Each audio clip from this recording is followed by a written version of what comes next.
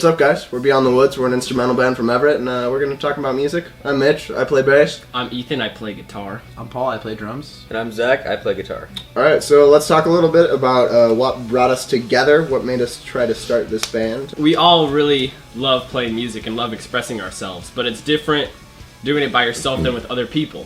You know, so us three go to school together, so that's how we met each other. And then we met this guy at Battle of the Bands, and basically we just love collaborating on this music and being able to express ourselves like this. So, all right, let's talk a little bit about where we come from, some musical influences we have, both local and well-known national artists. Well, I grew up listening to like AC/DC and Metallica with my dad in the car, and then got into heavy music, more progressive music, Periphery, Animals as Leaders, stuff like that. Yeah. Paul?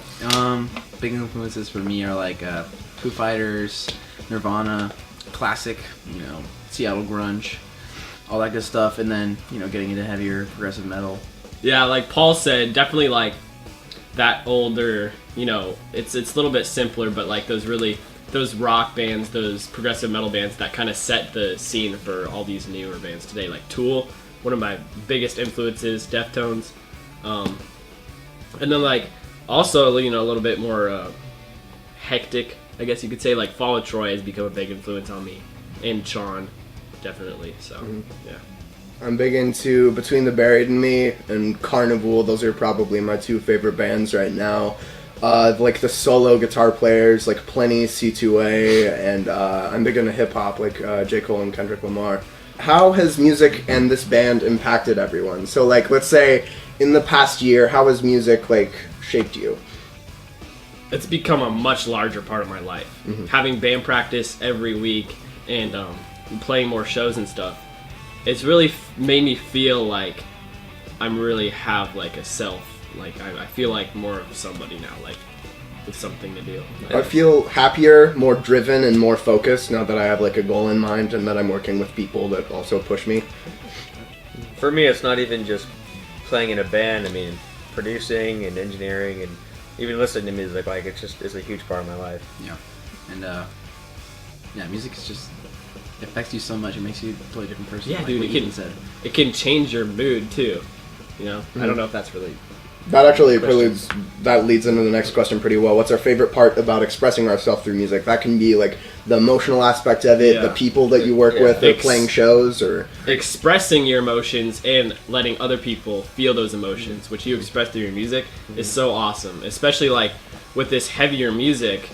If I'm feeling angry, I'll listen to metal or play metal to get those emotions out. It's cathartic. And that's probably one of my favorite parts about expressing myself. For me, it's the creativity aspect of it. I love being creative and being able to express yourself like you were saying, but the creativity is a big part of it for me. Yeah, and especially playing music lets you get out all your emotions in any way. Like if you're feeling sad or angry, there's always a way to express yourself through music. And any aspect of art in general, too. What are some obstacles that are holding us back that other people can relate to? I think one thing that affects all of us is like just procrastination and like prioritizing particular things about the band, not putting the cart before the horse, making sure we get things in line before we release them and getting things in line before we, focus too much on one thing. For me, it's like school is a big thing. It's just a big priority. Nice, that we have to finish in our lives, and it takes up a lot of our time that we could be doing music. Being as young as we are, people don't really take us that seriously, even though we really know what we're talking about, know what we're doing, just because of our age. But we can always prove it to them by showing them our true talent and stuff. So yeah. Let's transition into talking a little bit more about like interacting with fans and like the local scenes. What happens when you don't have a supportive network of people around you, supportive network of fans and just people that support your music? You fail. You need people to play for. Right. I mean, for us at least, making music is about making it for ourselves. Expressing ourselves through it and doing what we want to do. But if you want to turn music into a career or anything like that, you need support. You can't just be there. You have to do much more than that. What are our thoughts about the internet music community as a whole, and also illegal downloading and all of the stuff that surrounds that?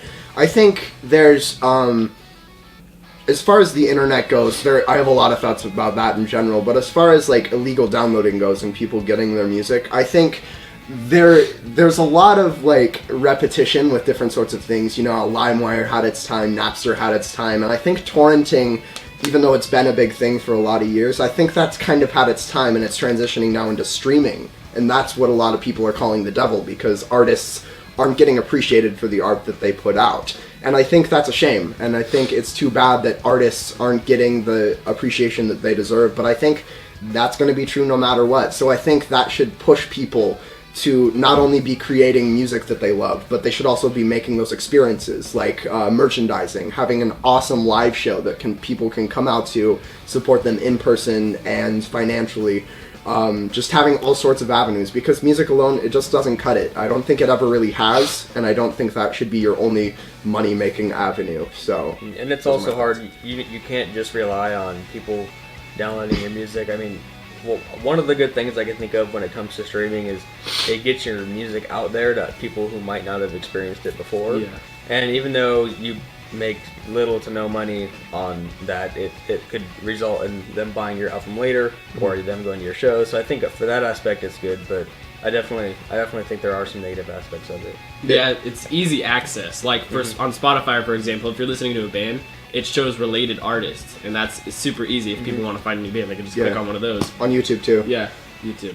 It's basically like the streaming avenues and the illegal downloading and everything. That's what hooks people in, and then it's your job to keep people engaged with those experiences and stuff. What's possible if more people supported the local scene, and why is supporting the local scene important?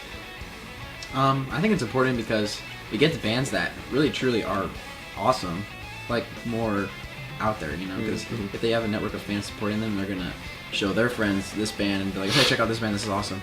And then more and more people, it'll like grow.